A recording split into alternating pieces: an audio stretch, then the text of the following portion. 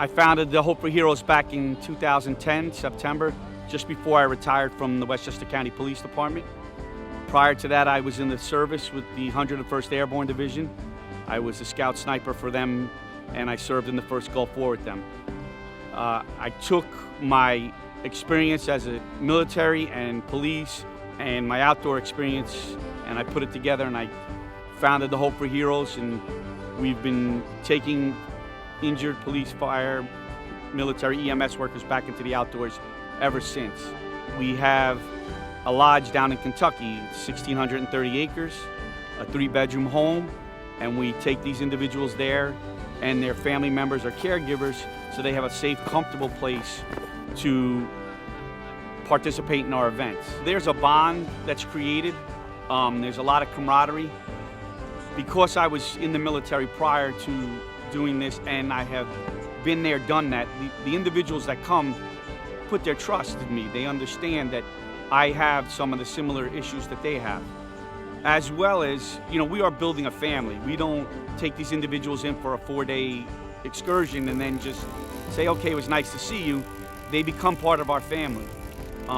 As one soldier put it, we wear camouflage to do the things out in the field that we do, but the therapy is camouflaged in what we do.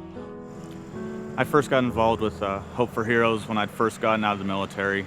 I was medically retired, and when I came out, I was broken, not just physically, but also very emotionally and mentally. I had decided to try and go back to school and was in college, and nothing was really going right at the time. And I had decided on a weekend that I was going to take my life just because I didn't see any hope for the future.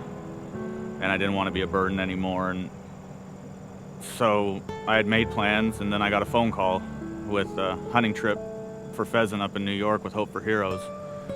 And they wouldn't take no for an answer. And that hunting trip just happened to be on the weekend that I had been planning to take my life. I was physically, mentally, and emotionally disabled. And I didn't know where to turn or what to do. The military is professional at teaching you how to put on the uniform. They know nothing about teaching you how to take it off. And when you do take it off, and that military brotherhood is for the most part gone, you're not living it, you come out and the support structures you had gotten to know and live with are gone. And you're probably moving across the country from where you were, and you really have this sense of hopelessness. And I was lost. And I'm just thankful every day that Hope for Heroes found me. One of the reasons Hope for Heroes affected me, or why I want to be involved with it, is my daughter went to West Point. She spent a year in Iraq, and anything I could do to help these soldiers adjust was just something that I just felt was the right thing to do. Well, Mitch Serlin and Hope for Heroes have got me on several events. Turkey hunted, I've been on a few deer hunts, a dove shoot, and now we're fishing here in New York. So been all over the place with these guys. On my first trip, I met Mitch, and here was someone that I didn't know from Adam at the time, and immediately welcomed me like a brother. And it was a welcome I hadn't really received anywhere else. So many people distance themselves from veterans, especially disabled veterans. Mitch walked right forward, and it was as if he'd known me his whole life. And not only that, the guys from his hunting lodge, they were all the same way. It was as if we had just come back for another hunting season. And it was that familiarity and openness to let someone into their brotherhood that made me realize that there was brotherhoods other than the military. Well, my wife, when I'm at home, she's my primary care provider. She's remembering for me to take my meds. She helps pay the bills.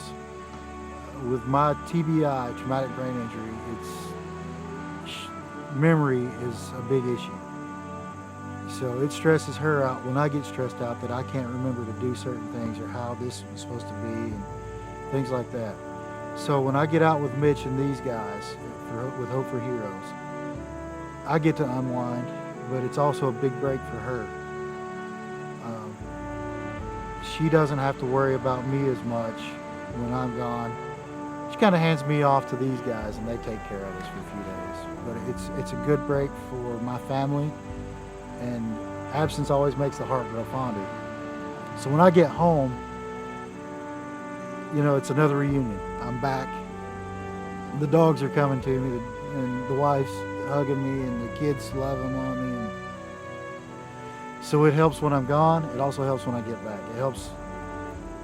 It's a recharge. It just recharges my soul, my mind, my spirit. Through Hope for Heroes, I found the hope and strength to go on. They didn't just change my life, they literally saved it. The Hope for Heroes program has helped me heal physically and mentally, but also spiritually. I mean, 'cause you're out in the woods, it's calm, you get to reflect on things you've done in your life, things that are going to happen in your life, and you know, you realize your potentials that you still have left.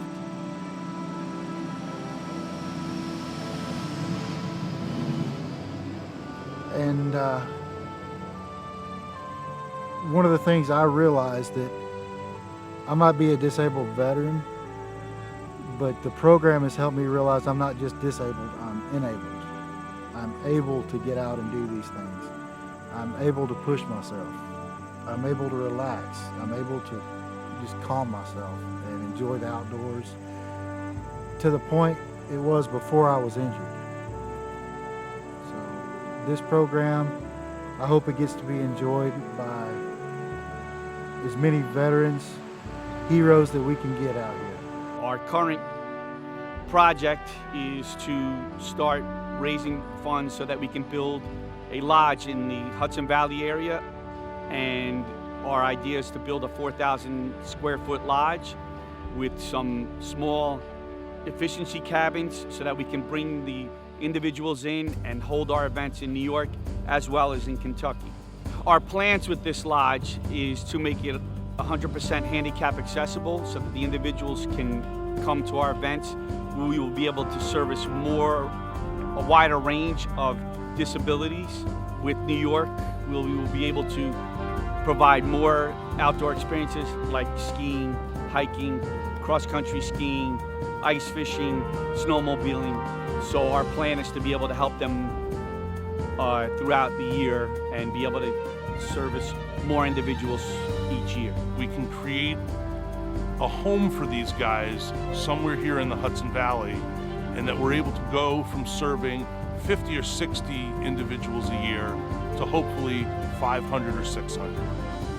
I'm really thankful for Hope for Heroes and everything they do for us.